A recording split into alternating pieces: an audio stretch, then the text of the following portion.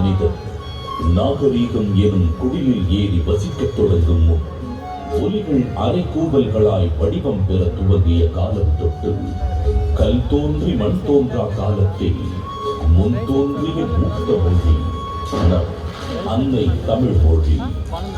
காலமெல்லாம் கடந்து நிற்கும் நம் தமிழ் மொழி உலகில் மிக பழமையான மொழி என்று கருதப்படுகிறது. மொழிகளுக்கெல்லாம் தாய்மொழியாக திகழ்ந்து தமிழரின் வரலாறு, வாழ்வியல், அறம், மாண்பு மற்றும் கலாச்சாரத்தின் அடையாளமாக விழுந்து வரும் அன்னை தமிழ் மொழியின் தொன்மையை அதன் பண்பாடு, இலக்கியம், சிற்பக்கலை, ஓவியக்கலை, கட்டிடக்கலை மற்றும் கல்வெட்டுகளில் காண முடிகிறது. 3 பிரிவுகள், 133 அதிகாரங்கள், மொத்தம் 1330 குறள்களில் இப்பாரினை அளந்து இவ்வுலகிற்கு இன்றியமையாத பொதுமறையை இயற்றி தந்த தமிழ் தாயின் தலைமகன், வையத்துள் வாழ்வாங்கு வாழ்ந்த தெய்வ புலவர் திருமகனார் திருவள்ளுவர்.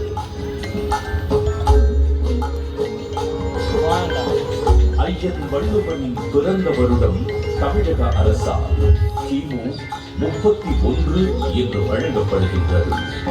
சென்னையின் மயிலாப்பூரில் வாழ்ந்ததாக கருதப்படும் இவர் காவிரி பாக்கத்தை ஒட்டி வாழ்ந்து வந்த மார்க்செய் என்பவரது மகள் வாசுகியை மணமுடித்தார் என்றும் கூறப்படுகின்றது.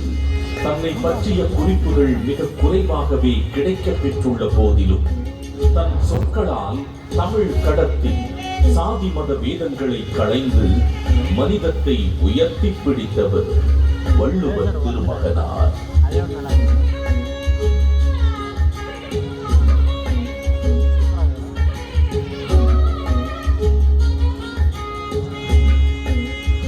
சுமார் 2000 ஆண்டுகள் பழமையான சங்க இலக்கியத்தில் 11 கீழ்கணக்கு நூல்களில் ஒன்றான திருக்குறளை தமிழ் மொழியின் தலை சிறந்த நீதி நூல்களில் ஒன்றென கூறலாம்.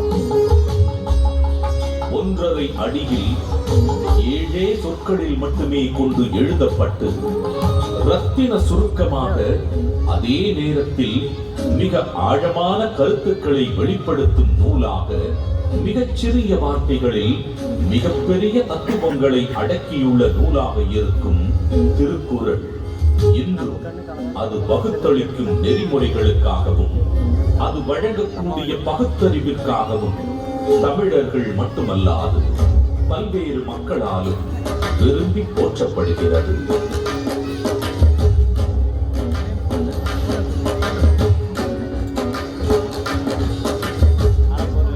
அறம், பொருள், இன்பம் என்று 3 பிரிவுகளாக அமைய பெற்றுள்ள திருக்குறளில் முதல் பகுதியான அறம் எனும் பிரிவில் மனித ஒழுக்கத்திற்கு அடிப்படையான மெய்யியல் மற்றும் தத்துவார்த்த கோட்பாடுகள் நிறைந்துள்ளன.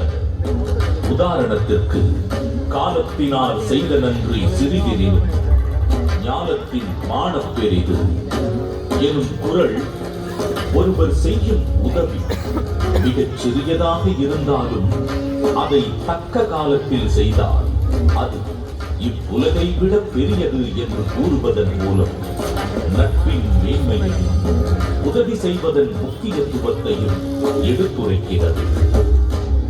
அடுத்த பிரிவான பொருட்பாலில் வாழ்வுக்கு தேவையான பொருளீட்டுதல், சுய மற்றும் சமூக முன்னேற்றத்திற்கான குறள்கள் இடம்பெற்றுள்ளன.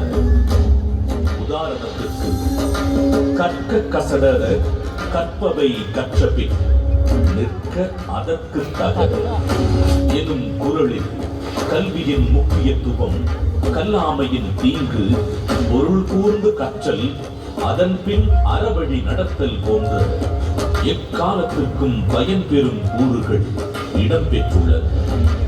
3ஆம் பிரிவான இன்பத்து பாலில் இல் வாழ்க்கைக்கு தேவையான அகக்கூறுகள் இடம்பெற்றுள்ளன. உதாரணத்திற்கு, உடம்பொடு உயிரிடை எண்ணமற்றன, மடந்தையொடு எம்மிடை நட்பு எனும் குறள் உடலும் உயிரும் பிரியாமல் ஒன்றாக இருப்பது போல இல்லற வாழ்க்கையில் இருப்போர் ஒன்றாக இருத்தல் வேண்டும் என்ற பொருளுடன் காதலின் சிறப்பையும் இல்வாழ்வின் மேன்மையையும் உணர்த்துகிறது. ஏறத்தாழ 60க்கும் மேலான உலகின் பல்வேறு மொழிகளுக்கு மொழிபெயர்க்கப்பட்ட திருக்குறள் உலகெங்கும் அதிக அளவில் மொழிபெயர்க்கப்பட்ட சமயம் சாரா நூல்களில் ஒன்றாக திகழ்கிறது. திருக்குறளின் இலக்கிய வடிவமும் பொருளடக்கமும் அதன் செம்மொழி தன்மையை வெளிப்படுத்துவதுடன் உலக இலக்கியத்தின் ஒரு மாபெரும் ஆவணமாகவும் விளங்கி தமிழின் தொன்மையையும் தமிழர்களின் பெருமையையும் இப்புவியெல்லாம் கொண்டு சேர்த்துள்ளது.